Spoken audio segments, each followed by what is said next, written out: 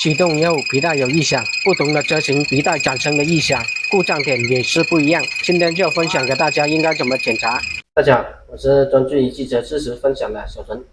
今天有个顾户说他的车皮带异响，皮带异响也分不同的车型，有些异响是从不同的地方会产生的异响。今天就分享给大家应该怎么检查。这台丰田锐志在冷车启动的时候有异响，几秒钟以后就消失。像这种异响一般都是皮带老化或者皮带张紧人的问题。等下我们把皮带给拆出来检查看一下。现在皮带我们已经是拆出来了，我们来看一下，已经是有老化了。虽然看起来不是很严重，但是在冷车的时候就会有点异响，其他正常行驶的时候是没有异响。等下我们先更换一条皮带回去，看一下还有没有异响。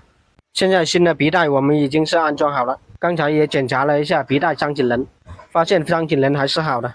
等下我们启动发动机看一下有没有异响。现在发动机已经启动了，已经是没有异响，说明故障已经排除。那么在该空调或者发动机受力的时候，皮带有异响，我们应该怎么判断呢？大家可以点赞加关注支持一下，接下来就分享给大家。今天我就说两个车型的案例，第一个就是马自达6。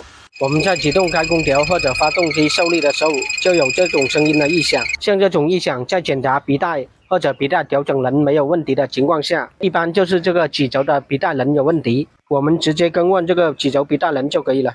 第二种车型跟这台马自达的异响差不多，也是该空调或者受力的时候有异响，但是故障点是不一样的。这款车型就是通用旗下的雪佛兰或者别克。在有这种异响的情况下，先检查皮带和皮带张紧人，如果没有问题的情况下，一般都是发电机单向皮带人的问题。这个单向人里面只能往一边转，如果卡死了或者两边都能转动，说明已经是损坏了，我们只要更换发电机单向皮带人就可以了。这两个案例就是这两款车型皮带异响的故障是一样的，但是故障点是不一样的。像这台丰田锐志异响的故障也是不一样，所以有这种异响一定要认真检查。本期的视频就分享到这里，关注小陈带你了解更多的汽车知识。